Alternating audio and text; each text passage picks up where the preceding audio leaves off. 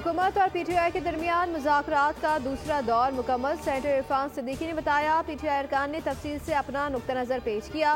PTI अरकान ने कहा, बानी ने मुज़ाकरात की इजाज़त दी है। पीटीआई ने बानी समेत कारकुनों की रिहाई 9 मई 26 नवंबर के वाक़यात पर जुडिशल कमीशन बनाने का मुतालबा किया है। स्पीकर रियाज सादिक बोले, कमेटी का तीसरा इजलास आइंदा हफ्ते होगा। मुज़ाकराती अमल से तलखी और तनाव में कमी आएगी। वज़ीर आला अली अमीन गंडापुर ने मुस्बत तजवीज़ दी हैं। कमेटी ने बानी पीटीआई से मुशावरत के लिए वक्त मांगा है।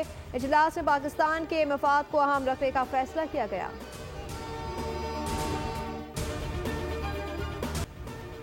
आप पारा चुनार के मसले को उजागर नहीं, आप कराची में मसाइल पैदा कर रहे हो। मेयर कराची मुर्तज़ा वहाब की प्रेस कॉन्फ्रेंस। अली खुर्शीदी के बयान पर रद्द-ए-अमल देते हुए कहा, खुर्शीदी साहब का इस जमात से ताल्लुक है जिनके दौर में सानिया, बल्दिया, 12 मई जैसे वाक़यात हुए।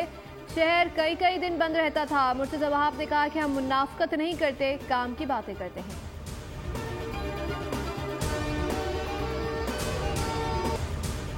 और दहशतगर्दी का असर कुचले बगैर पाकिस्तान आगे नहीं बढ़ सकता। दहशतगर्दी के नासूर को कुचलने के लिए सबको इकट्ठा होना होगा। वज़ीर आज़म शहबाज शरीफ का SIFC की एपेक्स कमेटी के इजलास से खिताब। कहा, दहशतगर्दी के खात्मे के लिए सिक्योरिटी फोर्सेज रोजाना की बुनियाद पर शहादतें दे रही हैं। वज़ीर आज़म की पारा चुनार अमन मुआहदे पर तमाम फरीकों को मुबारकबाद। कहा, पारा चुनार में जो हुआ वो नहीं होना चाहिए था।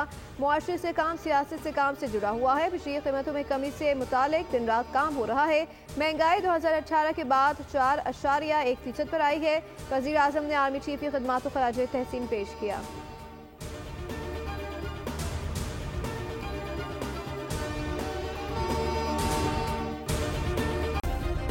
सब्सक्राइब करें और बेल दबाएं ताकि कोई खबर रह न जाए।